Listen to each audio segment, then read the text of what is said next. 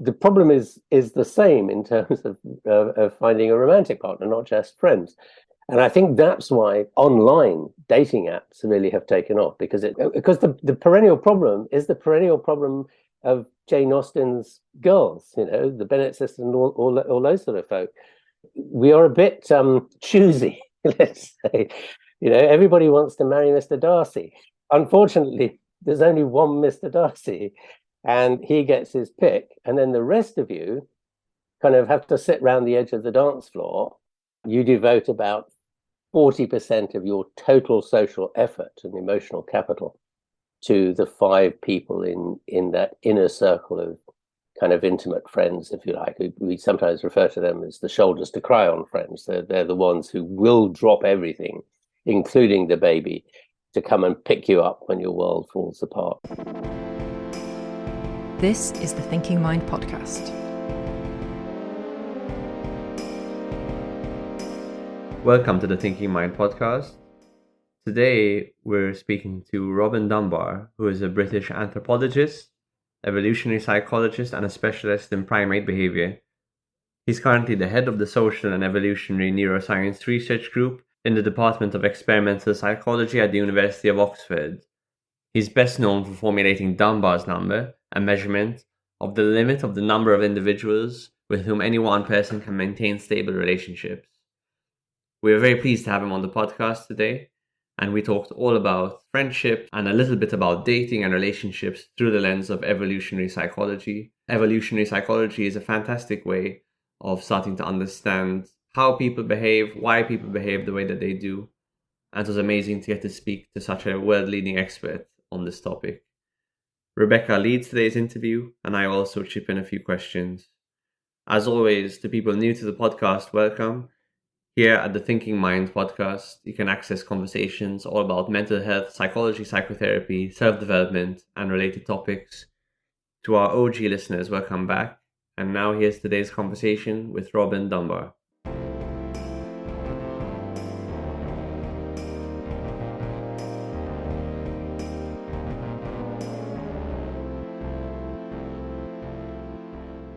So welcome back to the Thinking Mind podcast. Today we have with us Professor Robin Dunbar, who I'm so excited to talk to. I've finished reading your book, Friends, and I'm really keen to discuss all of it and everything I've learned.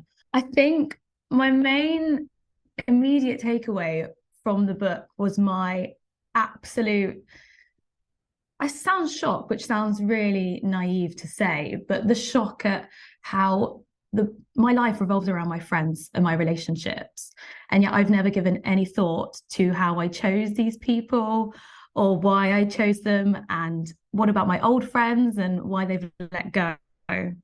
Hopefully we can explore some of those things today. I thought we should start similarly where you start in the book, by defining what exactly is a friend, or more so different types of friends that we have, and then maybe we can go on to discuss how many of those types of friends that we as humans typically have. Right. Okay. At the end of the day, I suppose friendship is an extremely difficult topic or concept to nail down, because it's one of those terms I think that everybody knows what you mean intuitively, but it's kind of very hard to put into words. But I guess at the end of the day, a friend is somebody who at one level gives you joy in your life because of the things you do with them, but they also provide moral support, social support, these kind of things. They're willing to help you out without expecting repayment, I think, is the way to look at it. They'll volunteer to come and pick you up when your life falls apart, and that's no mean thing, because that means they've got to put the baby down and rush out, as it were, and pick you up from wherever you happen to be. So it's all about the priorities of life and what a friend is prepared to do to put themselves out to provide you with that moral support. I mean, hopefully, if you're lucky, you won't ever need a friend to come and do that for you. But I guess at some point in our lives, all of us rely on friends, some more often, some less often, to come and provide us with those kinds of support. But in the meantime, of course, they're providing you with a sort of a social life, if you like, and the pleasure and joy that you get from, well, being human. Exactly. And you talk about in your books, we have different types of friends as well, from close friends, best friends, etc. And I found that really interesting because it's not something I've really thought about before. I mean, we all say we have a best friend, or well, not all of us. Maybe I say that because I'm a woman, because you speak about that a little bit in your book, which is really interesting, the differences between men and women's friendships. But would you be able to touch a little bit more on the differences in our types of friends? Because that might be important on what we discuss later. Yeah, it's a bit of a sliding scale, really. But what's interesting about it is it does seem to settle out into a series of bands of friendship. And these bands, if you like, are quite consistent. So if you look at our social networks, the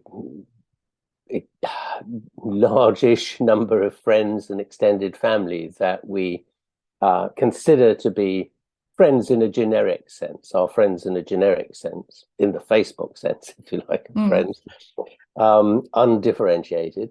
Let's say those people, we would do a favor for without kind of hassling too much if we were asked. Nonetheless, the quality of those friendships do differ across that range of individuals. And when you look at the emotional investment that you make in different friends and the amount of time you devote to them, then you see these bands of friendship emerging, which are a bit like circles, a bit like the ripples on a pond. I sometimes describe it as where if you think of yourself as the stone that you throw into the pond, and the ripples that radiate out from that point really describe your social network, and you have a sort of very small inner ripple or inner circle, which has a high wave, sort of indexing emotional closeness as well. Then as you go further out, successive ripples become wider and wider, include more people, but the wave gets lower and lower, so the emotional closeness is less. Now we can put names to those layers that work quite well. I mean, they're a bit sort of cartoonish in a sense. Shouldn't take too much meaning into them as such, but we can think of them as, I don't know, intimate friends and best friends and good friends and, well, just friends. And then as you tip out over the edge of the kind of just friends circle, you get into another layer of acquaintances, who are, many of those are the people you work with, or at least you see in your everyday life. May even be your barista that you once upon a time used to get a latte from on the way to work, if we can still do these things now. She would recognize you as you came in and would probably have your coffee cup already there on the counter before you even got to it, because they know you. We might have a brief chat about things. You might know a little bit about them, but you probably would not invite them to your home, and certainly not to one of your big celebration type parties. But they're people, they're work colleagues. You would go and have a drink with them after work, or perhaps go on an away day with them or something like that. But again, you wouldn't probably invite them home. It's not to say that some of the people you work with can't be very good friends. Some are. But what's interesting about that is this kind of division into different categories of friendship is that they're very restricted in size. So it seems as though because the layers essentially equate to emotional closeness in the relationship, it's almost as though you have a limited number of people that you can have a deep emotional relationship to. And as the quality of the relationship, emotional quality, gets less and less and less, so you can kind of encompass more people in that circle. But that's also in part a reflection of the time you invest in, because it seems that to build the emotional quality of a friendship, you need to invest a lot of time, and your inner circles of friendship are very, very costly. You devote about 40% of your total social effort and emotional capital to the 5 people in that inner circle of kind of intimate friends, if you like. We sometimes refer to them as the shoulders to cry on friends. They're the ones who will drop everything, including the baby, to come and pick you up when your world falls apart. Whereas as you go further and further out through the layers of friendship, people will be less and less willing to do that unless it's a complete emergency, until eventually, once you get out into the layer of acquaintances, things become much more transactional. I'll come and help you out now, providing you pay me back by coming and helping me out in some other task later. But the inner core of these circles is very demanding in terms of time. So the first 2 layers, the inner layer that we refer to as either the support clique or the shoulders to cry on friends, and the next layer out, which runs out to about 15 people. So that includes the 5 people in the innermost circle. You devote another 20% of your total social effort to the extra 10 people in that circle. That circle is known as the sympathy group. It's long-standing. It's people who are very emotionally tied to and would be very upset, for example, if they died tomorrow, if you like. So that 60% of your effort is given to just 15 people, and that effort comes to about 2.5 hours of time a day on average. So the people in the inner circle are getting, on average, about 30 minutes of your time a day. It doesn't mean say you see them every day for 30 minutes. You might do that all in one go. It might be your Friday evening clubbing friends, as it were, that you go out with to whatever you do on a Friday night, and so you spend whatever that is, 2 or 3 hours with them at a go, and that makes up your 30 minutes a day in effect. And I'm right in thinking that our family and our partners, if we have them, slot into these circles. Is that right? Yes. And there is another layer right at the center. So what's interesting about these layers or circles of friendship is that they're very, very specific in their sizes, and the relative sizes of the circles is very consistent. So each circle is 3 times the size of the circle inside it. So the 15 circle is 3 times the size of the 5 circle. Well, right at the center of this is a 1.5 circle. And that 1.5 circle is, you might think of, principally, I suppose, largely speaking, during childhood, they are parents or caretakers maybe. But that's where your romantic partner sits, and/or your best friend, your best friend in the sense of best friend forever. That's where the 1.5 bit comes in, I think. So they are doubly expensive, because in one study we did, we were very surprised to discover that when you acquired a new romantic partner, the time investment was so heavy that what you had to do was eject 2 existing close friendships, usually one family member and one kind of intimate friend, as it were, had to be downgraded into the next layer, because the romantic partner takes up so much of your time, at least initially. Yeah, I think that's really interesting, and it's probably something that I can probably relate to. But you also mentioned that as you acquire new friends, or as you lose friends, you don't just lose a friend. We typically replace them into these circles. Yeah. Yes. What's kind of interesting about this, and this was again something which caught us completely left field because we hadn't anticipated it, is we seem to have what you might think of as a social fingerprint. The way we distribute our time and effort to our friends in general, in the whole of our social network, is very characteristic of each of us as an individual. So, the way I distribute my effort and time will be noticeably different to the way you do. in your social circle. And so what's interesting, because there's a lot of turnover in social networks. These things are not stable. The inner circles tend to be more stable. We reckon that there's a change in membership, and the innermost shoulders to cry on circle of 5 about once every 10 years, perhaps, something of that order. But as you go further out, the turnover can get very high. In some age groups, it can be as high as 40% a year, with people changing circles, if you like. So what seems to happen, and of course, friends go off to Thailand forever, and you can't see them, and all these kind of things, or you fall out with them. And so you end up with an empty slot, which you, interestingly enough, then fill with somebody who slots straight into that exact position. So bearing in mind that the position is determined by how much time you invest in them. This person actually slots into that position with exactly the same time investment from you as the previous occupant. So,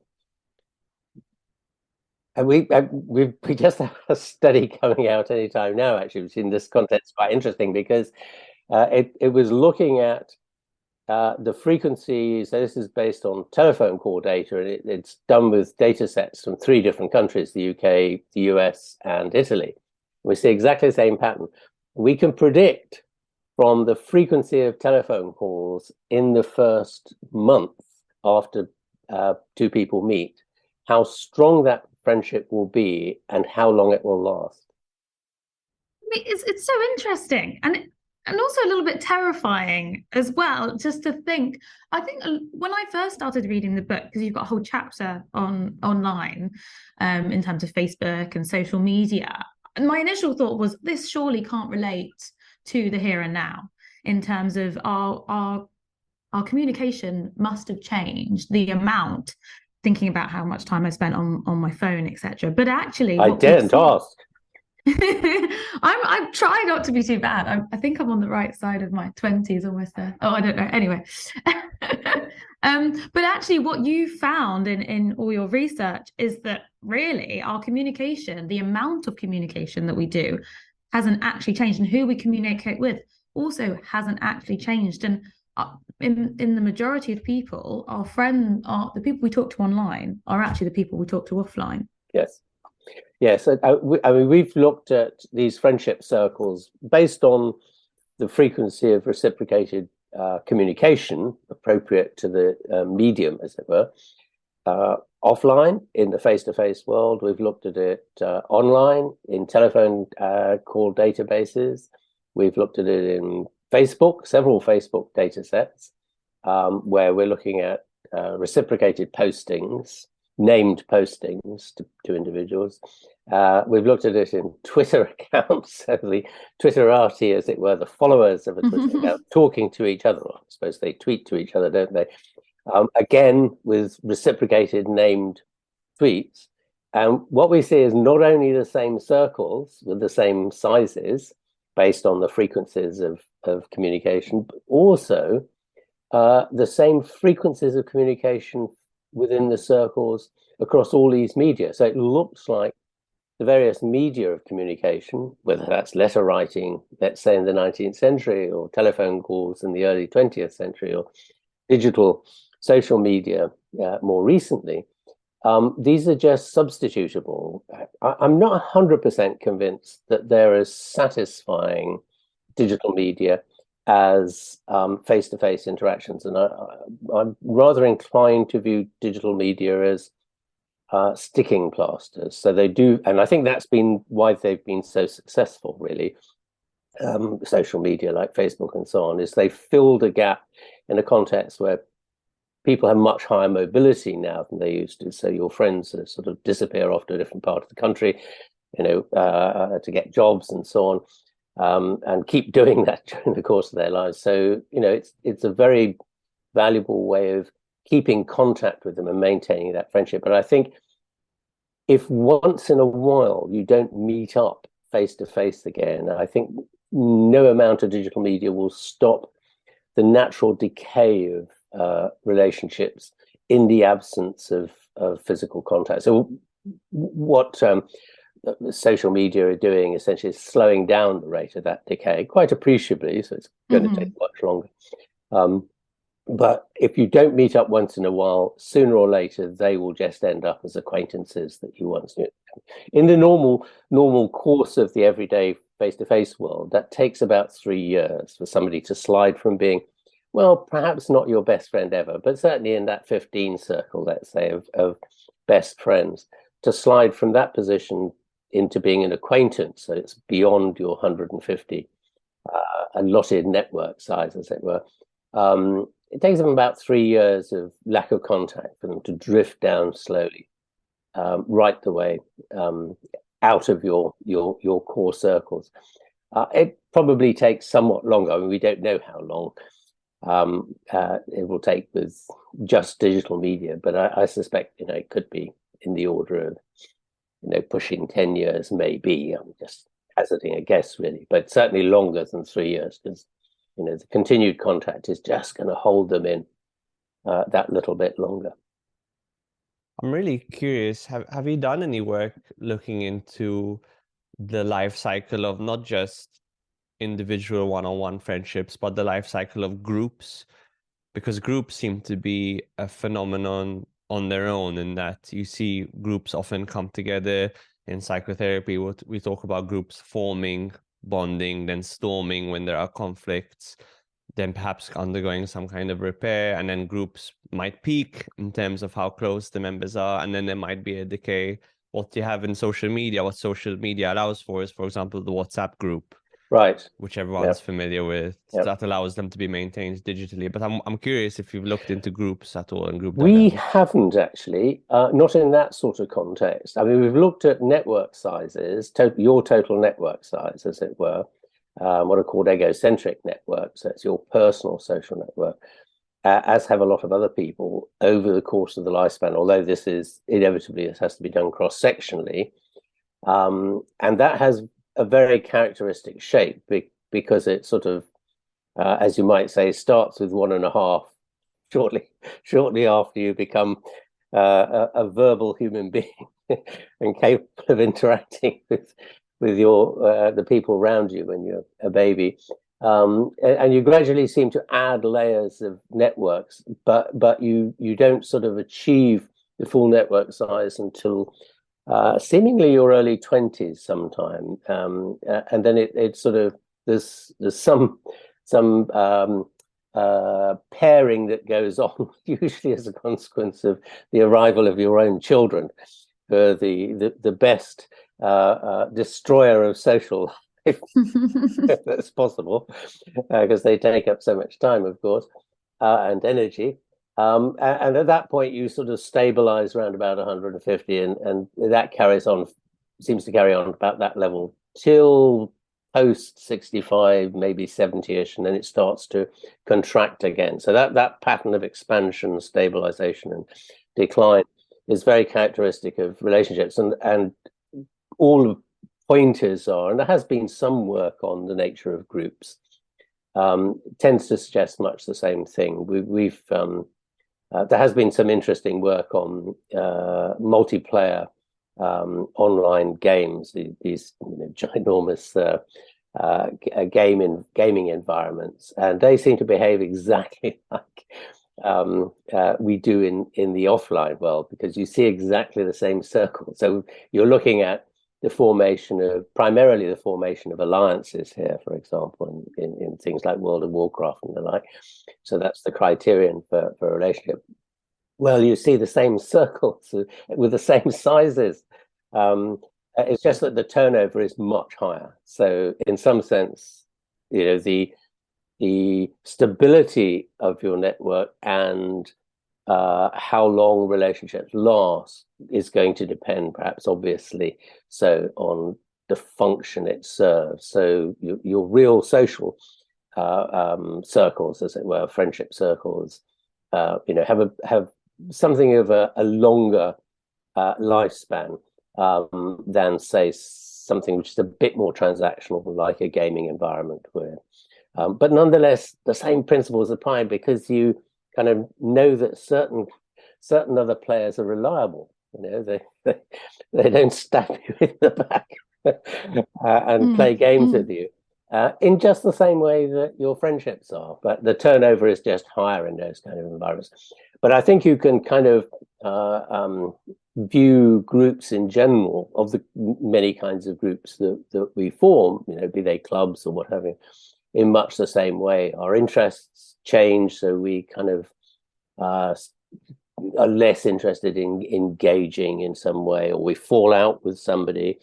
You have a storming session, as you describe it in the clinical context, which causes the group to fracture because it weakens the relationship. And of course, what happens in these kind of contexts when there's friction of that kind is, you've got two people who fall out with each other, so everybody else takes sides, which is unavoidable. It's just how life works, I think. But... And you mentioned forming alliances with these people, and in the gaming world, it's quite obvious you have something in common. That's the game. And yep. In your book, you talk about how we form friendships with people. You talk about them as pillars with things that we have in common. And I thought to myself as I was reading it, immediately when I meet someone, I try and look for things that I have in common with them. I ask them where they're from, or what school they went to, or where they went to university. It's fascinating to think that actually my friends are similar to me, and it's not something that I've consciously done. I find that so interesting. Yeah. No, this idea that friendships and relationships in general, because it actually applies to family relationships too. Obviously, there are certain kinds of relationships which have added value, you might say. So, your parents or your siblings and granny and all these kind of things. But nonetheless, within, those relationships in general, the emotional closeness the same rule seems to apply as applies to friendships. And that is, the more similar you are in the way you approach the world, the closer the friendship is, and therefore probably the longer it will last. So this was only really discovered about maybe 20 years ago by the sociologists. They refer to it as homophily, the love of the same, obviously, the translation, if you like. And it turns out to be hugely, hugely important in who we form relationships with. So that comes in two forms, really. There's what I call kind of endogenous homophily effects, which the things you can't do anything about because, they're your biological and psychological traits, your gender for one, your age for another. Our friends tend to be the same age as us. Our friends tend to be the same gender as us. Something like 75% of women's social networks are women, and 75% of men's social networks are men. And the other 25% of the opposite gender are usually family, and you have no choice.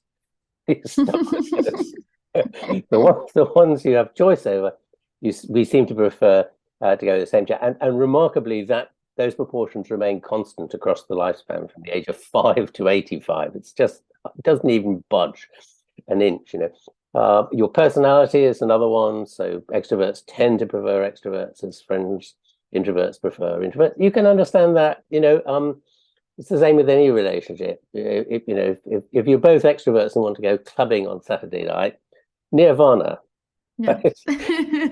if you're both introverts and want to stay and watch a film with a pizza, nirvana. Yeah. But if one of you wants to go out clubbing and the other wants to stay in, it's a problem. There's a lot of negotiating has to go on to find some suitable compromise, and inevitably those kind of effects then put stresses on the relationship because one party or the other is going to feel hard done by because they can never go and never do what they want to do. So those are the kind of biological stroke, and ethnicity is another component. And I use ethnicity here deliberately. It's not a race issue. It's a cultural issue to do with who you are and what community you come from, and that can just as easily be the people in the next door village whom you've always hated because they do weird stuff as it is anything else. But those are kind of things that by and large you can't do anything about. They're kind of fixed. The other half of it is these exogenous ones, which are entirely cultural, which we call the seven pillars of friendship. A title stolen from T. Lawrence's Seven Pillars of Wisdom, which I thought was much too good a title to waste. But it turned out to be very apposite, because it turned out that the seven pillars are really kind of like a supermarket barcode of who you are, if you like, the cultural grouping you come from. These are purely, all of them are completely cultural, so that you learn them and they're quite stable because you learn them early. But they can change and do change through the course of life as you move from one community to another. But these are like seven dimensions of friendship, in the sense of boxes we tick off, as it were. So they are speaking the same language, or even better still, the same dialect, growing up in the same area. So you don't necessarily have to have known each other, but you know the same streets, you know the same pubs. You might have sat in them at different times, because you're not necessarily the same age, for example, but you know them and you've got a common point of interest. Having the same career. This is why psychiatrists only have psychiatrists as friends. Terrifying. But not only psychiatrists, famously, medics tend to have medics as friends, lawyers tend to have lawyers as friends, journalists tend to have journalists as friends, so on and so forth. You've got something in common to talk about, common interests, right? So I think having the same moral, political, and religious views, they're all sort of wrapped in a kind of single dimension of your worldview, how you see the world and how it works. Having the same hobbies and interests. And then the last two, I think, were A, a surprise, and B, particularly interesting. It's having the same musical tastes and having the same sense of humor. And we found that having the same musical taste in particular, although all these seven pillars are very substitutable in the term that economists would use, that's to say, a four-pillar friendship could be any four pillars.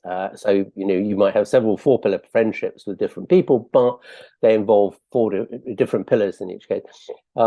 What's interesting about these, and particularly music, is they can override anything in terms of the endogenous homophily effects. So they can override, sex and age and ethnicity differences. There's something deeply meaningful about music. Don't we know it? And humor as well. Something about, because you mentioned humor, and music, I think, is a bit more like, I understand it and makes perfect sense to me anecdotally from my experience, but there's something, it's a bit bizarre that if you respond to the same pattern of sound as someone else, there's something intangible about it. With sense of humor, I understand it. It seems a bit more intuitive to me, in that sense of humor implies a certain worldview. Yes, I think all of them, actually, if you think about the seven pillars, what they actually seem to identify is a small-scale community. It defines how you see the world and what how you expect people to behave, and although that's probably ancestrally, as it were, in evolutionary time, really harking back to be a quick and fast cue of community membership, and community is, in these small scale societies, is kinship. It's extended kinship. It's allowing you to identify very quickly who are the members of your tribe, and therefore likely to help you out and be friendly towards you, if you meet them as strangers. At the same time, if you think about how we engineer our friendships, at least generically, that's through talking together. These seven pillars really probably smooth the way to conversational flow. In other words, there's enough common ground in there to allow conversations to just flow naturally and smoothly. And if there's a silence and nobody's bothered about it, you're not all kind of going, oh, what shall I say now? What topic might they be interesting? Because you just know that people from that community, that social community, verbal community, language community, have those kind of interests. And I think what the sense of humor issue does in this context is point to just that. You don't have to explain the joke. So it doesn't, you don't get this interruption in the conversation, and you get to the punchline and you pause waiting for them to laugh, and they don't. So you have to stop and explain why it's funny. It might be worse. They might find the joke abhorrent or crossing a moral boundary. Yes. Oh, absolutely. Absolutely. Absolutely so. Relationships and the way we build them in terms of having conversations with each other, by and large, seem to work better if they have this capacity to just flow naturally and the thing doesn't have to get interrupted in this way. But music is kind of interesting because I think it points to the fact that we use music a lot in social contexts. Now, the reason for that is that a lot of the things we do to create communities, we do it with our individual friends, but that's a kind of stepping stone to creating larger communities too, are things that trigger the endorphin system in the brain. Now, as you'll well know, the endorphin system is part of the body's pain management, or brain's pain management system. But that's derivative of the way monkeys and apes, primates in general, build their social bonds, which is through social grooming, so haptic touch. That stroking that occurs as they're leafing through the fur triggers a very highly specialized bunch of receptors, neural receptors in the skin surface that respond only to light, slow stroking at 3 centimeters a second. It's very specific. If you stroke slower than that, or you stroke faster than that, they don't fire at all. And unlike all the peripheral nerve systems, they're one way only. There's no return motor loop. It's just, and it goes to a different part of the brain. It doesn't go to this kind of standard motor areas and so on, like the other peripheral nerve systems do. It goes into bits of the brain associated with endorphin triggers, or triggering the production of endorphins in the brain. Now, what's the problem? I mean, we still use physical touch in our close relationships, and they're very, very important. We do a lot of stroking and patting and hugging and these kind of things. At least with our nearest and dearest.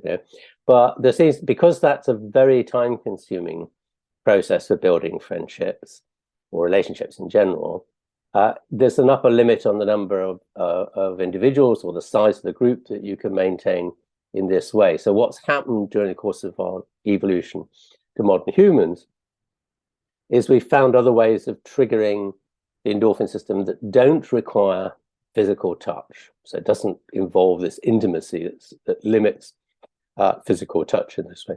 And those are essentially laughter, singing without words in this context, dancing, the rituals of religion, feasting together, eating and drinking alcohol. Alcohol is a particularly good trigger of the endorphin system, it turns out, and telling emotionally wrenching stories. So the reasons we like to go and watch Shakespearean tragedies is aside from Shakespeare being a great dramatist, of course, is the fact that he causes us to weep. That's so interesting. And weeping, you feel psychological pain in the same bit of the brain as you feel physical pain, and that's triggering the endorphin system. So you come out of a tragedy having cried your eyes out, feeling so much better because the endorphin system's giving you this kind of psychological uplift. There's an idea that when people or groups of people go through difficult times together, that aids in bonding. So yes. Would, for example, watching a tragic play or a movie, that would be a proxy for going through a difficult experience? Yes. Wow. Yes, very much. Yeah. And I think you can think about that when you're in a traumatic experience with someone. I'm just thinking generally, you feel a certain bond to them, even if it's on the day that you've met them. For example, if you get stuck in a lift with someone, I think immediately you feel a bond to that person, don't you? Yes.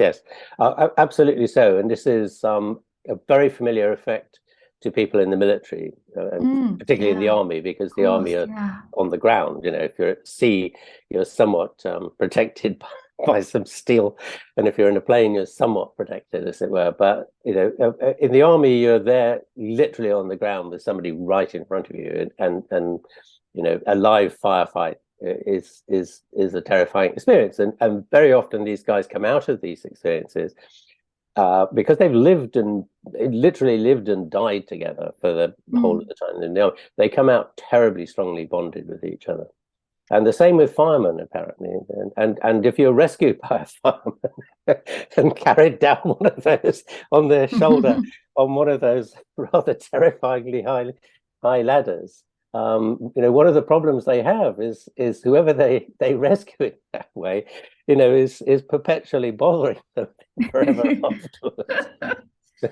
Could that be the reason why we give so much leeway to our family?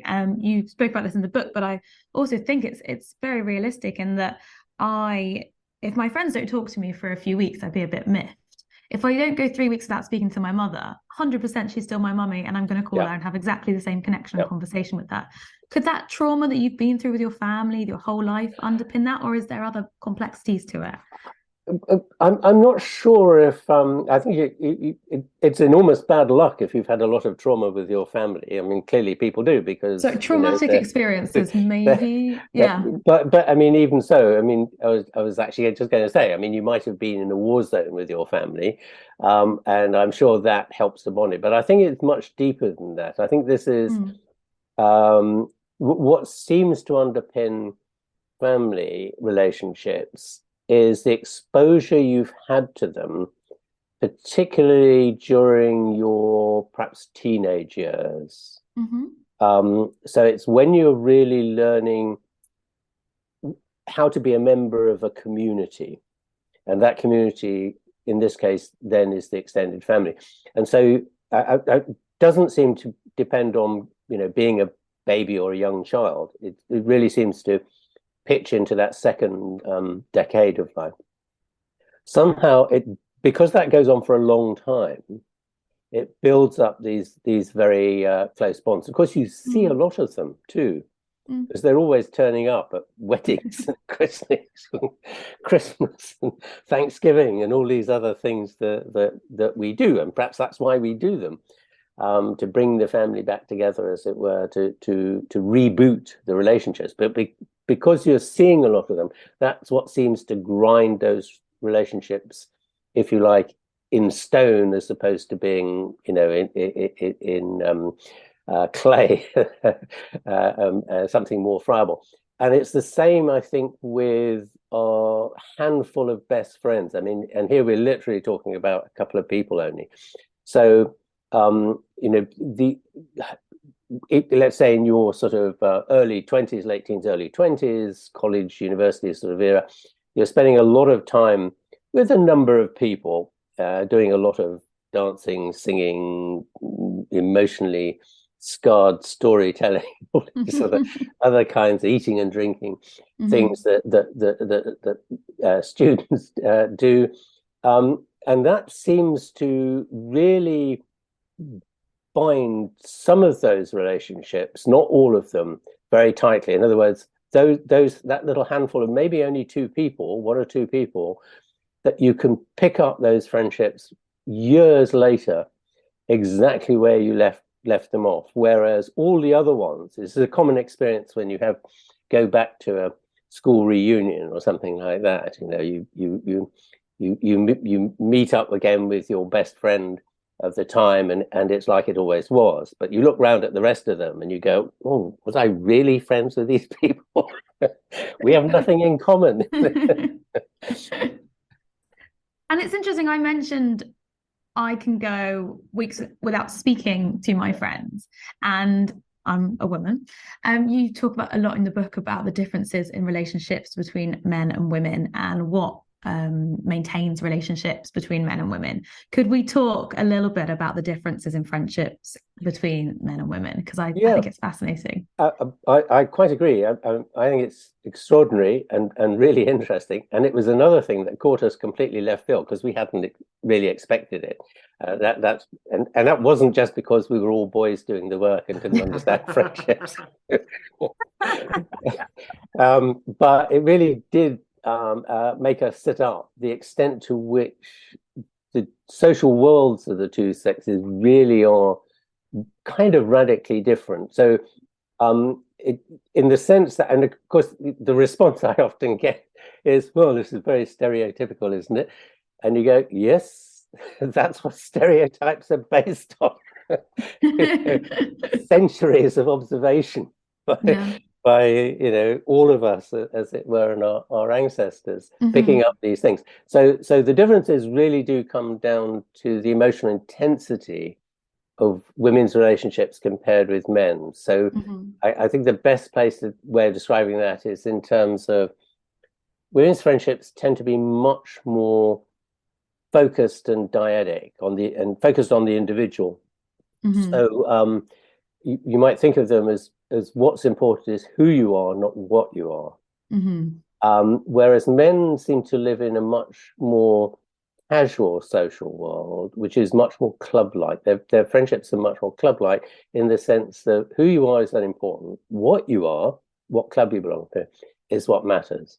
And this then has consequences in the dynamics of relationships. For example, the style of conversation for men and women is very, very different. This is not our work. This was stuff the social linguists picked up way back in the 80s and 90s.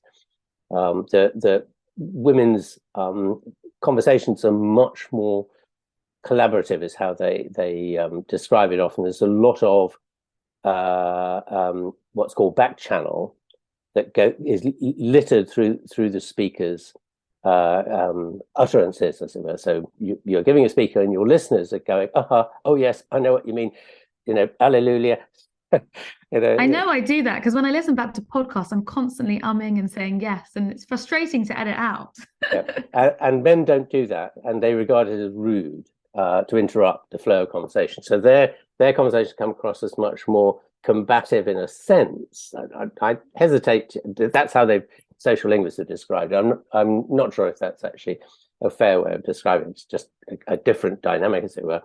And also, what you often get with women's conversations is that everybody says the speaker's last clause with them. So they know when the speaker is about to finish, and they're absolutely engaged with the flow of the conversation and what it's about. So they know what the speaker is going to say. So they all say it together in a kind of little chorus. And actually, what's interesting in terms of chorusing, this goes back to singing, is we now know from some fairly recent research done in the last couple of years that birds that sing together in choruses have an endorphin uplift from that singing together. So the business of chorusing, which is what this conversational bit is, creates a sense of bonding through the endorphin system. Because the endorphin system, aside from having the usual opiate or opioid effects, just seems to pull together the bonding component of that relationship, makes it very strong. Men don't have this kind of overlap. Again, they find it rude if somebody talks over them effectively in their conversation. So that's one aspect of it. And then again, a study we did, we showed that what kept friendships going after moving away. And so this was done on secondary school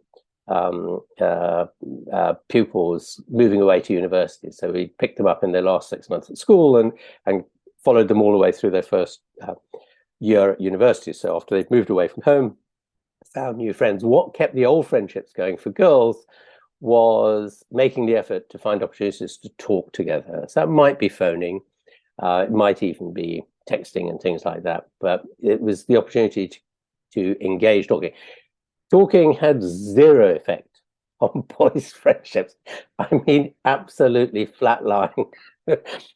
What made the difference to the boys was doing stuff together, making the effort to do stuff together. So it's not that, and this, the things we asked them about, what did you do with your friends who were, ranged from going shopping together to, moving house, helping move house, or going on holiday together, a whole range of things we might do. So it wasn't the case that doing stuff together didn't have a beneficial effect on girls' persistence of girls' friendships, but the effect was massively bigger in boys. So basically, the boys' social world is very casual in this sense. So it's out of sight, out of mind, which girls would never allow. If your best friend or a good friend goes away to Thailand for the rest of their life, you would be on the social media and so on to try and keep that relationship going. Boys tend to be out of sight, out of mind, and they just grab the next person and substitute them, whoever's in line. And so their friendship circles are very casual. It might be as casual. I mean, sometimes, very often, it evolves around an activity. So it's the guys that, in the five-a-side Friday night little group that persists for a while, or the group that go canoeing on the lake or climbing mountains, and these kind of things. But it might be as casual as just whether you can lift a pint glass of beer from the table to your lips without spilling it. That qualifies you to be a member of the club. Or the other famous club, which seems to be very, very common, is the club that consists of the husbands or partners of my wife's girlfriends. And that comes about because men generally seem to be very socially lazy in this sense. So what happens is, the girls being more proactive, they go out and make social arrangements. And of course, they do that with their girlfriends. And then the husbands and partners are dragged along. And, you get a sort of classic case where all the girls are sitting in the center talking to each other, and the boys are standing around the outside sort of looking sheepish. And eventually they start to have a conversation. Then, well, we're stuck with you. Do you want to go out and have a drink? And some activity is built off the back of that. But it's that, I think, that kind of social laziness and the fact that boys' social world, men's social world, it has this club-like capacity where it's not so much your responsibility as an individual to go out and make a relationship, but a relationship is kind of arrives fully formed in some sense.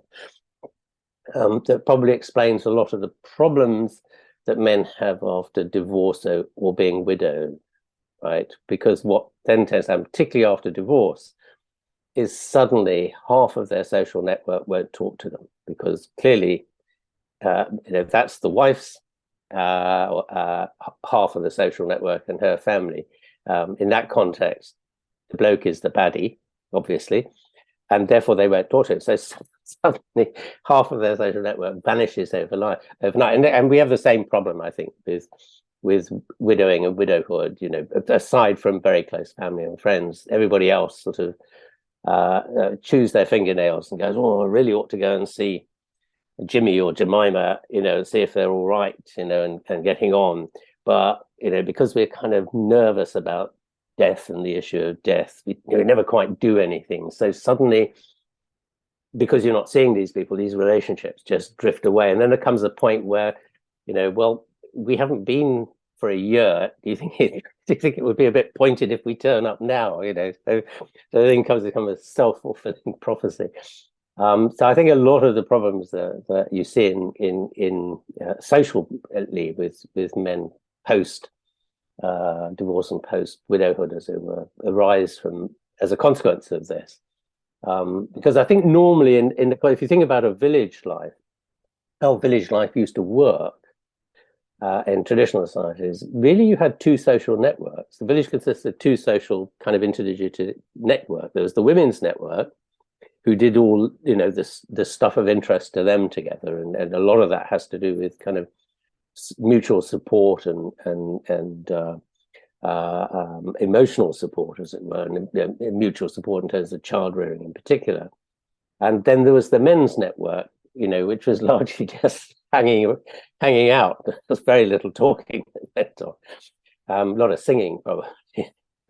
Things like that, and a lot of laughter, but not a lot of actual discussion. And if you were widowed or divorced, that didn't break up your social network, because that was kind of separated off. It will still carry on because you're embedded in it. And I think what seems to have happened is we've become, in a sense, more socially isolated in our lives and confined to our houses, and it's partly a consequence of, or largely a consequence of, how much economic and social movement goes on now, since the invention of the bicycle and the jet engine, essentially, making travel so much cheaper, and people are moving much more for jobs. So they're ending up in places where the only friends they have or people they know are really you're the other half of your family. So we sort of are getting increasingly confined in our little shell houses, and not engaged with the community outside.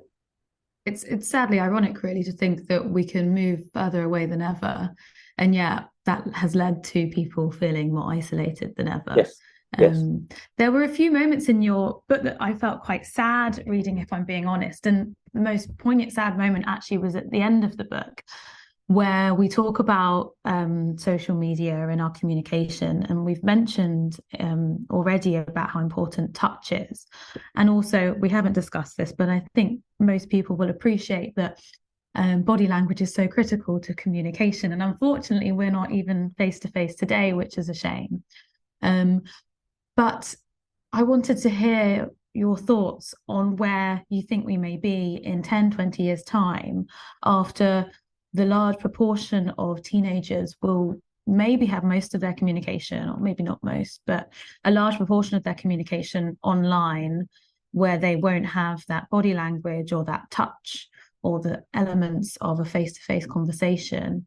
And from what you know from the past, all your years of experience and observation, what are your thoughts on how that might affect the future generations? The answer, of course, is we're not going to know until it's too late. Because we're not going to find out what the consequences are until, that generation of children are in their mid-30s, something like that. My worry is that it's become apparent that the skills we need to handle the social world, and I always say, notwithstanding all the exciting stuff that astronomers and so on can show us about the wider universe, actually, the human social world is much the most complex thing in the universe, because it is constantly changing, and there are it's very unpredictable. I mean, there are laws that underpin it, if you like, but it is completely unpredictable. The past does not always guarantee the future in the way that's true, say, of the physical systems.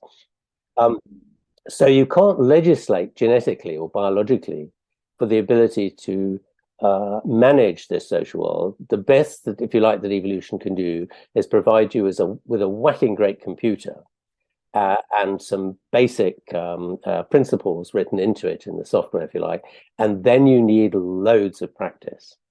Now, it seems from all the developmental stuff, both the and anatomical developmental stuff and the psychological developmental stuff, that it actually takes about the first 25 years of life to develop these skills.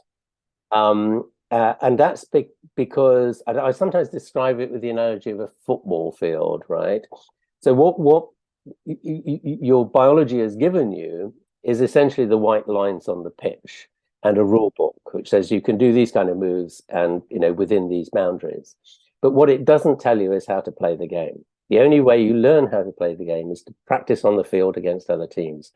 So if you're not getting that social practice, you're not learning the skills, essentially the skills of diplomacy, because you have to be able to determine both whether the reasons somebody does something are malicious or accidental, and secondarily, you then have to decide, well, even if they are malicious, how's the best way to resolve that conflict. And I sometimes sort of put this in the analogy of the sandpit, a school sandpit, as it were. The problem with this whole business is, in the normal course of events, you cannot get out of the sandpit of life. You're stuck there. You have to learn how to negotiate your way through these kind of potential conflicts. And the world, social living is not an easy thing to do. It is massively stressful at all sorts of levels in ways that we had never anticipated, I think. And we have to work very hard. This is true for all primates. They have to work very hard in very subtle ways to try and prevent groups breaking up and dispersing under these stresses. And this is basically learning the skills of diplomacy. It's learning to inhibit prepotent responses, as psychologists would have it. In other words, you must not grab the biggest slice of cake on the plate because there may be other people who would like some too. You have to learn when not to react when the red mist rises. The referee has done something dreadful. You must learn to hold that down and manage the situation. I think those are probably the two most important things in a much more diplomatic way, in order to allow everybody to get on with each other, continue getting on with each other in the sandpit. Now, that sandpit, as I said, seems to last about 25 years. So it takes us 25 years to really develop such skills as we have, and they're by no means perfect, of course, as adults. To get to the adult level, this is far more difficult to learn than trivial problems like language and arithmetic, stuff like that, which kids learn, competently by the age of, language, probably 5-year-olds, other than their vocabulary is a bit short and they get the grammar wrong sometimes. They're very competent at basic language skills. Arithmetic, they probably mastered by 7-ish. Well, it takes another 20 years nearly to develop the social skills. So my worry is, if you spend your time online, too much of your time online, you don't build a kind of strong relationships which are dependent on the endorphin system, because you're not doing the things in a face-to-face context, and particularly involving haptic touch, what's called soft touch in the trade these days. But also, you can just pull the plug on somebody if you don't like them. Yeah, you can just walk away, turn your phone off. Yeah, whereas, in real life, you can't do that. You're stuck in the same office or the same school playground, and you just have to learn to deal with it. So that's my worry, that we end up with, and it's very clear, I think, that the size of your social circle, it is dependent on the size of what's turning out to be the default mode neural network in the brain. This massive connectome connecting the processing units, grey matter processing units up in the prefrontal cortex, and with the parietal lobe units and temporal lobe units, and then sort of down into the limbic system and back into the cerebellum. This massive great network determines the size of your social networks as an individual. That's what a lot of neuroimaging studies have now shown. But also probably how well that develops in the individual depends on this long period of practice. And if you don't get it, you're just not going to be able to manage to deal with this. So my worry is we'll all end up in much smaller, fragmented societies than we have now, just at the point when we need actually to expand our capacities to deal with these enormous global empires that we live in. But also, the consequence is likely to be much less good behavior and much more bad behavior, to use a polite term, because the one thing that's really important in that comes through from the developmental literature is the capacity to inhibit behavior, to behave courteously, if you like, to other people in the course of your everyday interaction with them, rather than just smacking them one because that's what you'd like to do because of what they've done. And if when that the best predictor of relationship breakdown in adulthood, of being hauled up before the law, or time spent in prison, is the ability to inhibit behavior, as early as age 5, 6, and 7. There's so much evidence, longitudinal evidence for that now from longitudinal studies. So, my worry is we become less social, less socially competent, and it will tear the fabric of society apart. Now, that's the worst case scenario. The one thing I'm reasonably optimistic about is humans' ability to find a solution when they know what the problem is. Our entire evolutionary history has revolved around this capacity. So I'm still hopeful that humans can find a solution, even if it's shutting down computers and phones and making children talk to each other.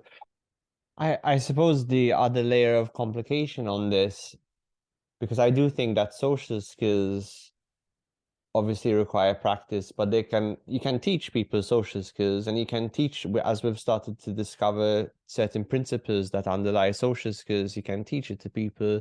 You often do that in psychotherapy. So you might work with a client and teach them about eye contact, how to shake someone's hand, how to express yourself spontaneously, set boundaries, things like that. But the other layer of complication is that there's an element of shame and taboo, because having to learn social skills in an explicit sense is a red flag that you don't get it. Yes, absolutely. No, I agree 100%. I mean, clearly you can improve people's functionality, if you like, in these terms by teaching them, these kinds of things. But I think you're right that in the end, these are learnt so implicitly in normal adults and we are very, very attuned to the kinds of social cues that people give off when they interact with us, or when we watch them interacting, that we pick up very, very quickly when people do and don't understand these kinds of things, and are doing it in a routine way rather than, you may say, a natural way. I mean, no adult, or at least very, very few adults are hugely skilled in these social things. We all do the best we can, but there's a certain fluency to it in most of the time, which allows us to respond very, very fast when we realize that something's going wrong, that we're saying the wrong thing. And if it's that fluidity and flow, I'd use the musical term flow here very often in terms of how relationship, but it seems to really be crucial, and that I don't think you can teach. That's, you either have it or you don't. So when you watch someone who's very socially gifted at a party or some situation like that, a real extrovert, say, it is kind of beautiful if you step out to the situation and watch them, how they might flow from person to person and engage in conversation and know when to engage, when to disengage, and how to move through the room and read through the room. It's very beautiful to watch. It is, yes. I mean, it's a dance. I mean, quite literally, it's a ballet. And their capacity to leave a conversation without appearing to have left it, right? And you don't notice till afterwards that actually they've moved on. That's an enormous skill to have. Yeah. I wish I had that skill. How do I get out of this one? They'll go to the loo trick. Yes. We've learned that. Yeah. One area that's adjacent to friendship that I think people are starting to discuss more, and I think that is very important, is dating and relationships. And a huge disruption that's occurred in the dating world is, of course, the introduction of dating apps, which when they first appeared on the scene, online dating in the 80s and 90s was kind of a bit weird and a bit of a novelty, but a minority of people used it. Then obviously the game changed entirely with Tinder And I think a lot of people had a lot of optimism that an app like that at face value would really sort out the dating problem, because it's in a kind of seamless way, in a rejection-free or relatively rejection-free way, can pair people up. But that's not what happened at all, because people didn't take into account evolutionary dynamics, principles of mate selection. And I wonder if you could comment a little bit on how dating apps have disrupted the world of dating and relationships. Yeah, I mean, I wouldn't say it's in terms of disrupting it, because I think it's a solution to a problem. It's the problem that was already there. It may not be a perfect solution, but it's, again, like a sticking plaster, as it were, and therefore an imperfect solution. But I think the problem we've had, well, let's step back one and say, finding a romantic partner, and particularly a life partner, has always been a problem.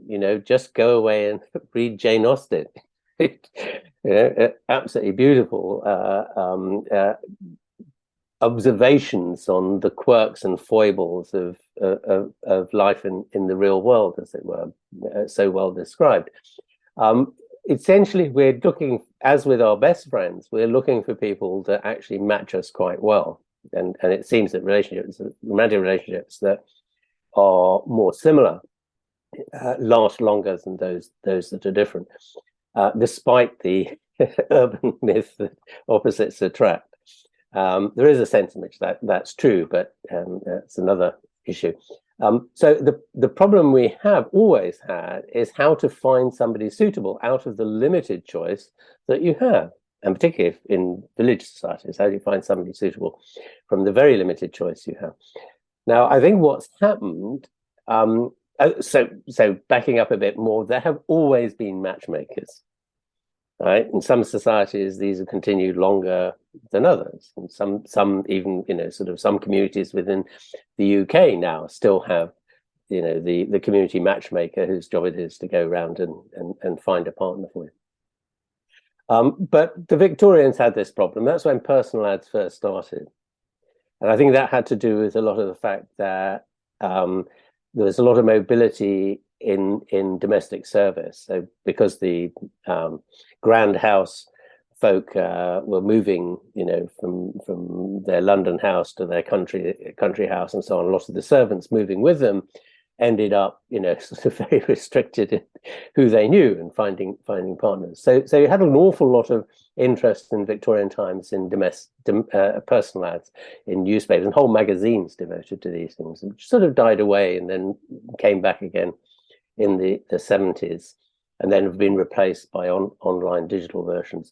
But I think the problem has become more acute because of so much mobility, and this is what's underpinning this pandemic, really, of loneliness, particularly in the 20-somethings, who, I mean, if you think about it, your life is cocooned socially in a ready-made community, home life and where you live, school life, you go to university, sort of college or halls of residence provide you with a ready-made community of people of similar interests and age. And then suddenly you get your first job in the opposite end of the country, or maybe even abroad. So when you go there, you don't know where to go to meet people. You don't know where it's appropriate or safe to go and meet people. The only people you know, literally, are the people you work with. And that's, dangerous for liaisons with people you work with. Well, it's fine as long as, a breakup doesn't occur, then it's murder for everybody. So what do you do? And you have had this sort of spiraling loneliness leading into depression and therefore, from the business's point of view, huge numbers of days of lost work that are consuming vast quantities of money. So the problem is the same in terms of finding a romantic partner, not just friends. Where do you go to meet them in these contexts where you actually don't really know the places to go or the kind of breadth of community in which to sample possibilities. And I think that's why the online dating apps really have taken off, because it just gives you because the perennial problem is the perennial problem of Jane Austen's girls, the Bennet sisters and all those sort of folk. We are a bit choosy, let's say. Everybody wants to marry Mr. Darcy. Unfortunately, there's only one Mr. Darcy, and he gets his pick, and then the rest of you kind of have to sit around the edge of the dance floor and look about, and you end up marrying the curate as the best of a bad job. And the dating apps amplify that, because basically you've got I think the statistics suggest that maybe the top 20% of men are selected by about 80% of women, something like that. So you have 20% Mr. Darcy's. Yeah. Yes.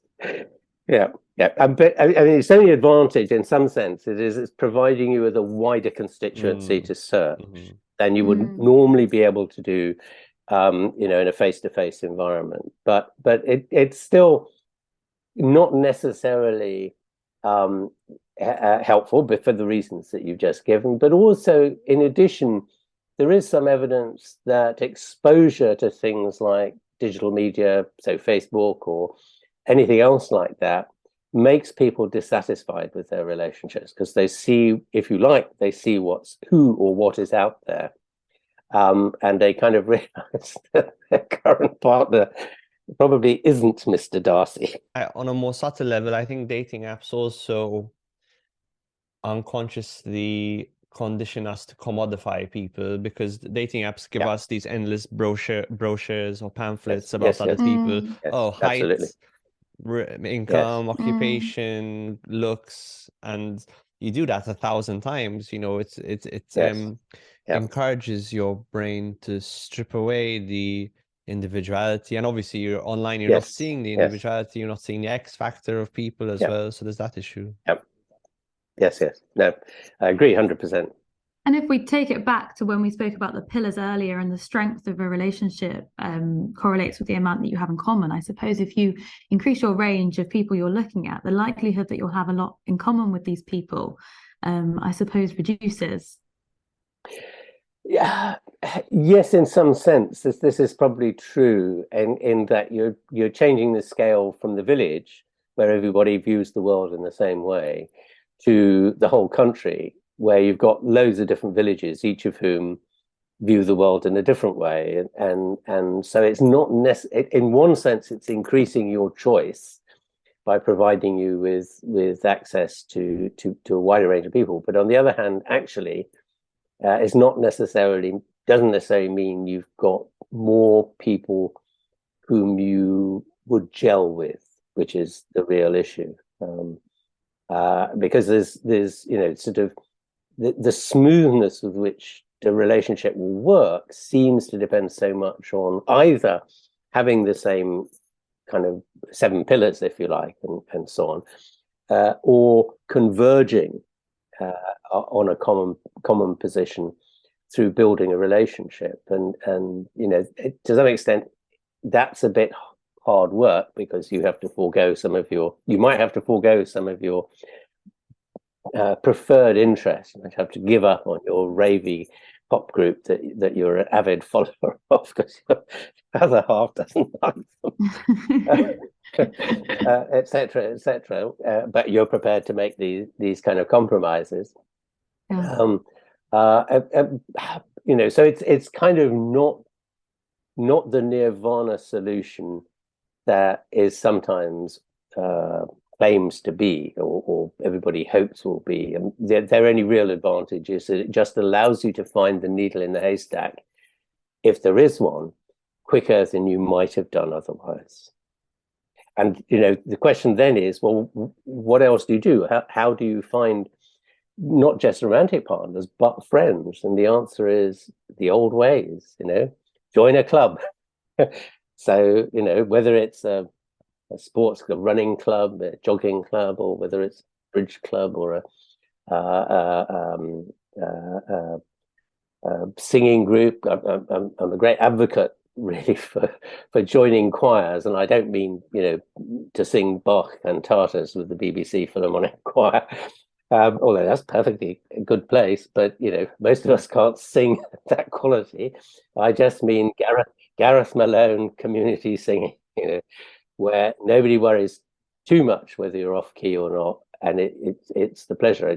Whatever it be, an art club, any kind of club you like, just provides you with an opportunity to meet people. And one of the things we've shown with singing in particular is that it has this capacity to create this sense of bondedness almost instantaneously. So what we've shown is that we called it the icebreaker effect, that an hour's community singing with complete strangers turns them into people you think you've known since childhood, and you're sort of telling them about your life story and all your secrets and all this kind of thing, in a way that doesn't really happen even with other kinds of clubs, so hobby clubs, for example, the like.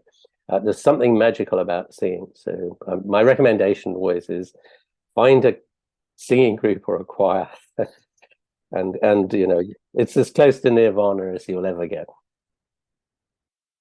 Professor Dunbar, thank you so much for talking to us today. Sorry we've kept you a little bit later. Oh, you're very welcome. It's been so interesting, and I really, really appreciate you coming. Thank you so much. You're welcome.